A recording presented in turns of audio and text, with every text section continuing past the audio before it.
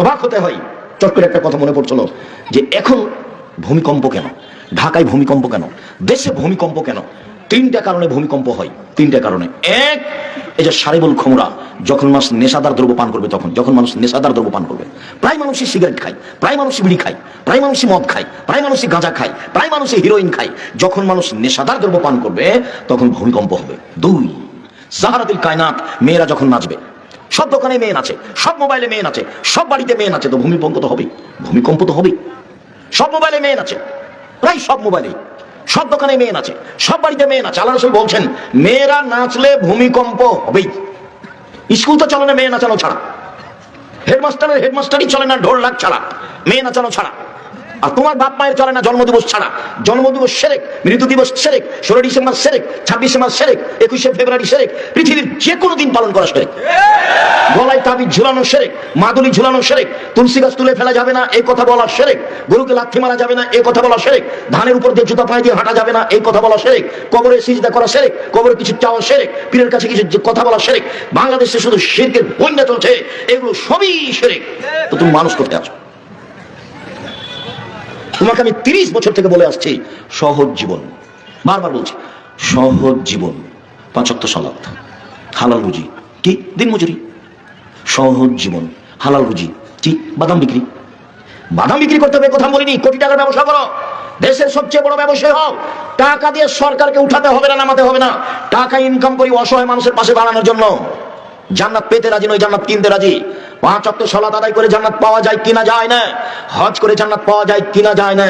শুনুন, রমজান মাসে রোজা সিয়াম থেকে জান্নাত পাওয়া যায়, জান্নাত কিনা যায় না। অসহায় মানুষকে দান করলে জান্নাত কিনা যায়, দান দিয়ে জান্নাত কিনা যায়। আল্লাহ বলছেন তোমার টাকার বিনিময়ে আর তোমার জানের বিনিময়ে আমি জান্নাত বিক্রি করে দিলাম। তো টাকাই নাই তো তুমি জান্নাত কিনবা কিভাবে? আমি বড় ব্যবসা করি, এই জন্য জান্নাত কেনার জন্য আমি জান্নাত পেতে রাজি নই, আমি জান্নাত কিনতে রাজি। ব্যবসা করো, আমি তো নিচে নেমেছি চক্রের ব্যবসায়ী। 3, যারা বাদ্যযন্ত্রে লিপ্ত থাকে, তখন যখন বাদ্যযন্ত্র সমাজে বেড়ে যাবে তখন ভূমিকম্প হবে। শুনুন, 3টি পাপের কারণে 3টি বিপদ আছে। 1, ভূমিকম্প হবে। 2, সন্ধ্যা থাকবে মানুষ, সকালে হবে শোর বানর। 2, সন্ধ্যায় থাকবে মানুষ, সকালে হবে শোর বানর, একবার হুবাহু শুক্র হয়ে যাবে, হুবাহু। 3, সমস্যা নেমে আসবে, যেখানে সেখানে মারামারি, মাদ্রাসায় মারামারি, মসজিদে মারামারি, রাস্তাঘাটে মারামারি, কেউ কাউকে মানবে না 3টে পাপের কারণে।